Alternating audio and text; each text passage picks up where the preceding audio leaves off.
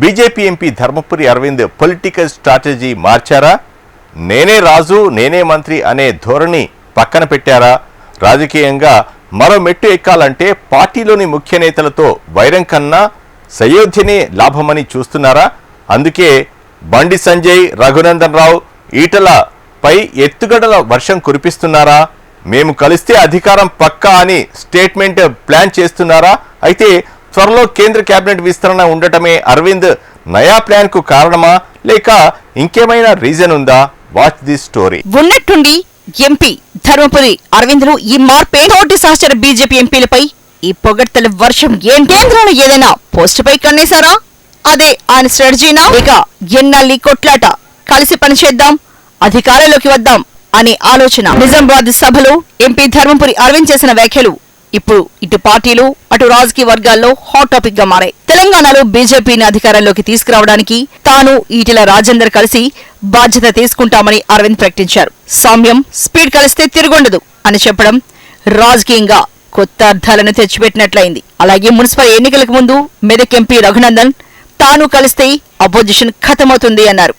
ఆ తర్వాత బండి సంజయ్ ఒక వారియర్ అంటూనే ఆయనతో కలిస్తే కృష్ణార్జునుల జోడీ అవుతామని ప్రకటించారు అరవింద్. తాజాగా ఈటెల గురించి మాట్లాడడం కొత్త చర్చకు దారితీసిందట. దీనికి గత కారణాలు ఏమై ఉంటాయా అనే సందేహాలు వ్యక్తమవుతున్నాయి. ఒకవైపు పార్టీలో అంతర్గత వర్గపోరుపై ప్రశ్నలు లేవనెత్తడం, మరోవైపు కేంద్ర కేబినెట్ విస్తరణపై కన్నేసినందుకే ఇలా ప్రతి సహచర ఎంపీలను పొగుడుతూ కలుపుకుని పోయేలా రాజకీయంగా వ్యూహాత్మకంగా అడుగులు వేస్తున్నట్లు తెలుస్తోంది. వాస్తవానికి ఎంపీ అరవింద్ దూకుడుగా వ్యవహరిస్తూ రాజకీయాలు వేడెక్కిస్తూ ఉంటారు. ముఖ్యంగా ఇటీవల జరిగిన మున్సిపల్ కార్పొరేషన్ ఎన్నికల్లో తన పంతం నెగ్గించుకున్నారనే చెప్పాలి. నిజామాబాద్ మేయర్ పీఠమే లక్ష్యంగా అరవింద్ పట్టు వదలని విక్రమార్కుడిలా తనదైన శైలిలో 28 డివిజన్లు గెలిచినప్పటికీ మేయర్ పీఠం త్రుటిలో చేజారింది.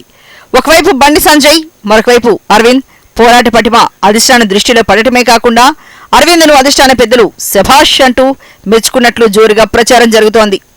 ఈ నేపథ్యంలోనే ధర్మపురి అరవింద్ తన సహచర ఎంపీలను పొగుడుతూ కలుపుకుపోయి వారి మద్దతు కూడగట్టే వ్యూహమా, లేదంటే వేరే ఉద్దేశం ఏదైనా ఉందా అన్న కోణంలో ప్రశ్నలు వినిపిస్తున్నాయట. ముఖ్యంగా రాబోయే కేంద్ర కేబినెట్ విస్తరణలో తెలంగాణ నుంచి ఒక ఎంపీకి బెర్త్ ఖరారయ్యే అవకాశం ఉందని పార్టీ వర్గాల్లో జోరుగా చర్చ నడుస్తోందట. ఈ నేపథ్యంలో కేబినెట్ బెర్త్లు దక్కించుకునే వ్యూహంతోనే అరవింద్ తరచూ వ్యాఖ్యలు చేస్తున్నారని విశ్లేషకులు అభిప్రాయపడుతున్నారు. రాబోయే కేంద్ర కేబినెట్ విస్తరణలో తెలంగాణ నుంచి ఒక ఎంపీకి అవకాశం వచ్చే అవకాశం ఉందనే చర్చలు పార్టీ వర్గాల్లో వినిపిస్తున్నాయి. ఈ నేపథ్యంలో ఇప్పటికే తెలంగాణ నుంచి ఒకరు కేంద్ర మంత్రిగా కిషన్ రెడ్డి, మరొకరు కేంద్ర సహాయ మంత్రిగా బండి కేబినెట్ లో కొనసాగుతున్నారు. వచ్చే ఎన్నికలను దృష్టిలో ఉంచుకుని తెలంగాణ నుంచి మరొక బెర్త్ ఖరారు చేసే అవకాశం లేకపోదనే చర్చ నడుస్తోంది. దీంతో కేబినెట్ ఛాన్స్ తో బెర్త్ కన్ఫర్మ్ చేసుకునే ప్లాన్ తోనే సహచర ఎంపీల మద్దతు కూడగట్టే ప్రయత్నంలో భాగంగానే అరవింద్ వ్యాఖ్యలు చేస్తున్నారన్న అభిప్రాయాలు వ్యక్తమవుతున్నాయి. కేబినెట్ విస్తరణలో బెర్త్ను దక్కించుకునే ప్రయత్నానికి పదును పెడుతున్నారనే చర్చ సాగుతోంది. ఇప్పటికే బీజేపీలో బండి సంజయ్, ఈటెల రాజేందర్ వర్గాల మధ్య ఆధిపత్య పోరు నడుస్తున్న నేపథ్యంలో అరవింద్ వ్యాఖ్యలు మరింత ఆసక్తిని రేకెత్తిస్తున్నాయి. హుజూరాబాద్ లో మున్సిపల్ ఎన్నికల ప్రచారానికి ఈటెలకు ఎంట్రీ లేకపోవడంతో పాటు మేయర్, డిప్యూటీ మేయర్తో కలిసి భాగ్యలక్ష్మి అమ్మవారి దర్శనానికి ఈటెలకు ఆహ్వానం అందకపోవడం అప్పట్లో పెద్ద దుమారమే రేగింది.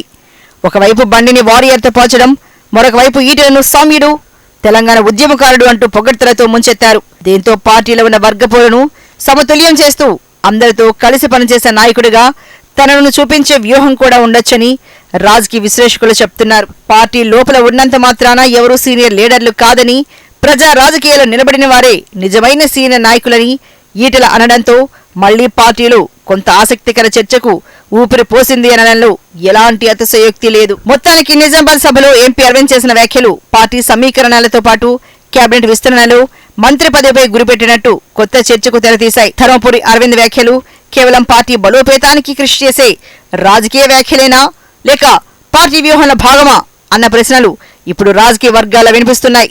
తెలంగాణ బీజేపీలో నాయకత్వ సమీకరణాలు ఏ దిశగా మారుతాయన్నది ఇప్పుడు ఆసక్తికరంగా మారింది.